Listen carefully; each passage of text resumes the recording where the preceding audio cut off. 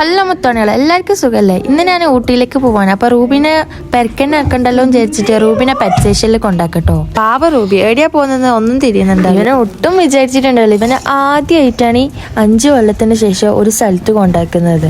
മര്യാദക്കൊക്കെ ഫുഡൊക്കെ കഴിച്ചോട്ടെന്ന് വിചാരിച്ചിട്ടോ നമ്മൾ ഇവനെ കൊണ്ടാക്കുന്നത്. അല്ലെങ്കിൽ നമ്മൾ വരുന്നവരെ ഇവൻ ഒരു ഫുഡ് പോലും വായിലും വെക്കൂല, വെള്ളവും കുടിക്കും. അങ്ങനെ നമ്മളെ യാത്ര ആരംഭിച്ചോട്ടോ.